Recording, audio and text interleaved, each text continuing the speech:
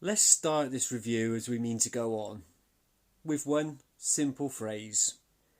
M. Night Shyamalan, you are, without doubt, the worst director I've ever had the misfortune to watch the work of. And I understand that making a film is difficult, and people are obviously putting their faith in you with their time and their money. But I have just watched,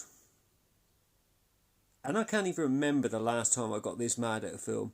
I've just watched Glass, which is the third part of your trilogy of films, which, let's be honest, aren't really a trilogy. But I've done videos on Shyamalan before, and I've made it clear that I really like The Sixth Sense, and I love Unbreakable. I think that's probably Shyamalan's best film.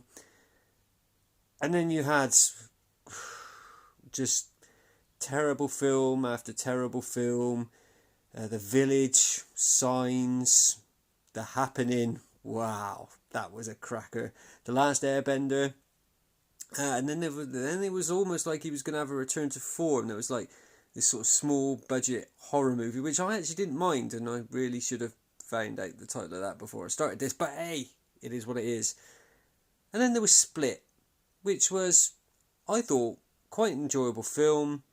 Obviously, the guy's name, the actor, escapes me right now. His name is James McAvoy. He was immense in that film. He was given the opportunity to play multiple roles, as he played this character who he was like schizophrenic, and he had the horde inside him. And I really enjoyed that film right up until the Beast was revealed, and then it was discovered that he could climb up walls, he could bend metal bars because he was like some supernatural freak. Now at the time, that didn't really make a lot of sense to me. It was like you had this sort of psychological thing where this guy was kidnapping people, and then it all just went a bit mental.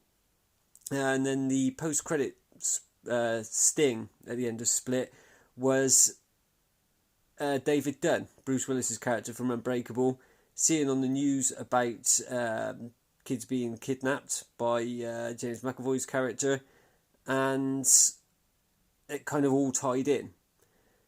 But I still wasn't that greatly enamoured with the fact that the Beast had all these supernatural powers. So then we come to Glass, which was supposed to be the third part of the trilogy. It's not a trilogy, is it? Just because you have David Dunn at the end of Split, that does not make that a sequel to Unbreakable. I'm sorry, but it doesn't.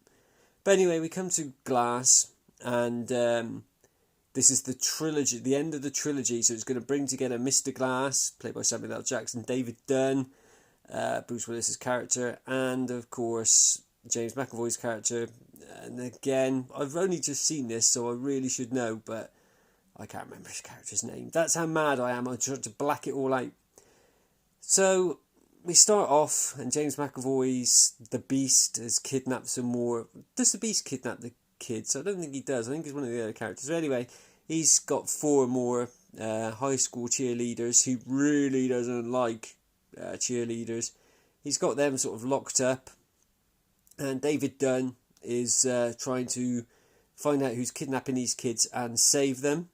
He, purely by pot luck, really, he's like wandering around. He happens to bump into Kevin, the Kevin version of James McAvoy's character, and obviously when he touches people, he can see what they've been doing in their lives. So he realises that that's the guy who's kidnapped the cheerleaders. He then finds him. There's a big battle, and the girls escape, and the police show up with a doctor played by Sarah Paulson, who has made massive bank off the back of American Horror Story, but that's a different matter. So, oh, by the way, this is a spoiler review, so I will be spoiling the rest of the film. But then I'm doing you a favour, because if I spoil this film, you don't have to go and watch it, because it is one of the worst, most infuriating films I've ever watched. So she takes David Dunn and Kevin, aka the Beast, aka the Horde, yada yada yada, to a psychiatric place where she spends the majority of the film trying to convince them that they don't really have superpowers and that it's all in their mind. And it also turns out that she's got Mr. Glass there, but he's heavily sedated so that he can't use his brilliant mind to screw people over. And she actually manages to convince Kevin and David Dunn that they don't have powers, which seems really weird because David Dunn must realise that he did actually bench press however many hundreds of pounds it was in Unbreakable when his kid kept loading the weights on. And Kevin, aka James McAvoy's character, he must know that he can bend bars and climb up walls and stuff with his supernatural powers as the Beast. But they seem very open to just going, oh yeah, well, maybe you're right, maybe we're just mental and there's nothing special about us at all whatsoever. So we skip over loads, and the film's not bad at this point. It ticks along and it's like got plenty of story going on, and there's this and there's that. And then we get to the climax of the movie where Mr. Glass has not been taking his medication. He's been playing the system all along, people. And he helps the Beast break out. And he also helps break out David Dunn. Because he wants there to be this big battle to prove to the world that superpowered people really do exist. And he says that he's going to go to this new building that's being built and he is going to basically blow it up and kill lots of people. Turns out that that wasn't really his plan. What he actually wanted was for the big battle to take place outside the hospital. Because conveniently, they have placed cameras all over the hospital. So he figures that he can show the world that there are really superheroes and superpowered people around by filming this battle between Kevin, or the Beast, and David Dunn. So we get this battle. Oh, and there's all this supposition stuff going on throughout the film involving Mr. Glass's mum, the girl that the Beast let go in Split, and David Dunn's son. They're sort of like the trifecta of links to those three main characters that are going to carry on the story, because that's right, Mr. Glass, the Beast, and David Dunn all die in this film. So it turns out, in a really convoluted way, that the train crash from Unbreakable that Mr. Glass set up conveniently or coincidentally also had Kevin's father on it, which means Mr. Glass killed Kevin's dad, which means not only did he create, or apparently not only did he create David, but he also created the Beast, because, you know, he's the evil genius, Mr. Glass, and everything must go through him. So the Beast basically smacks him up a little bit, and then that effectively kills him.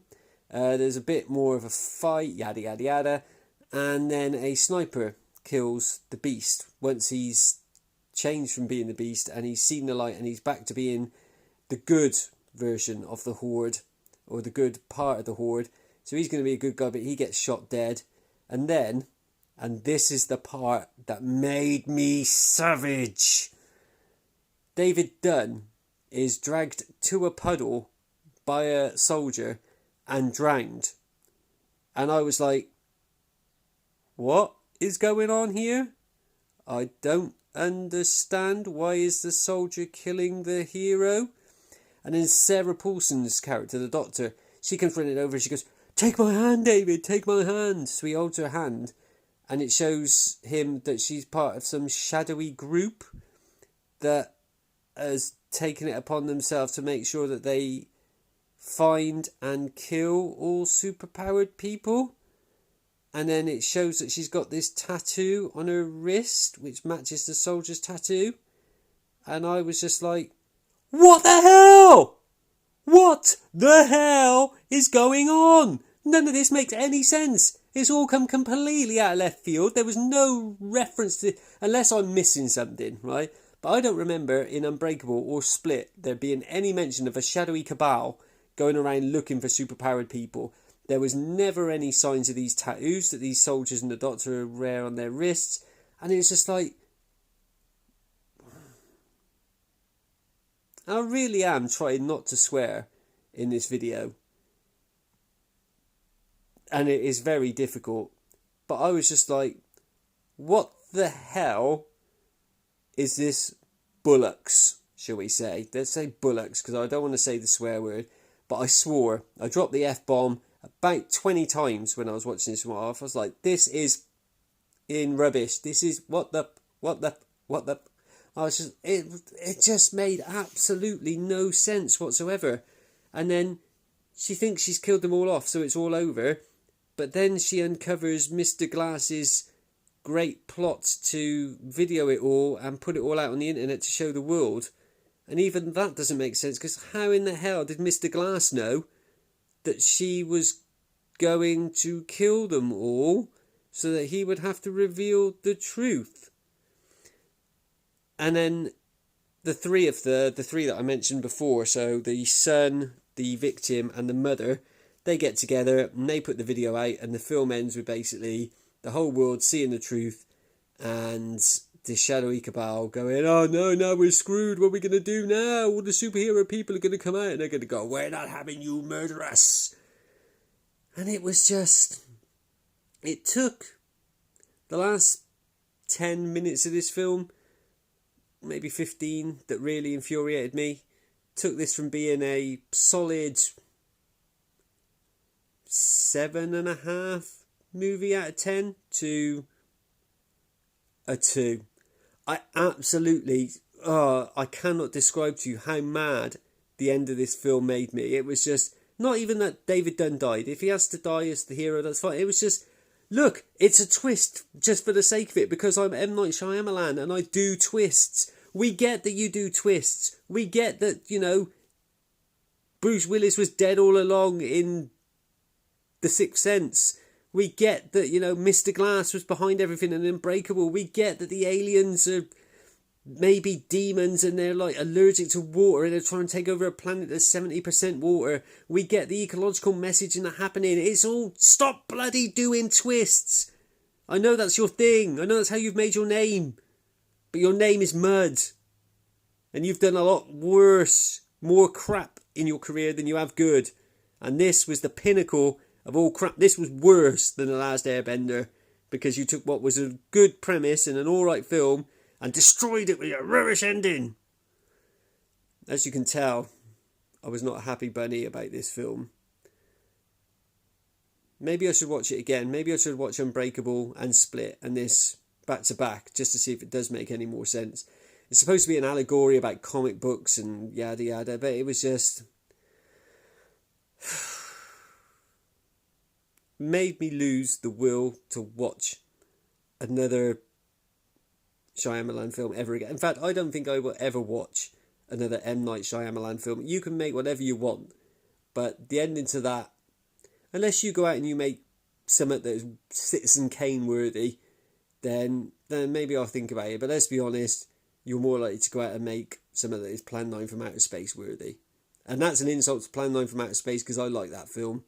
In fact, you'll probably go out and you'll make something that's Killer Clowns from Outer Space worthy. And again, I like that film too. So in closing, I did say this was a 2, so I'll give it a 2 out of 10. But do yourselves a favour, do not go and watch this film. And Shyamalan, we're watching you. Stop making movies. And if you're going to make movies, stop putting in twist endings. They're not big, and they're certainly not clever. Till next time, keep it geek.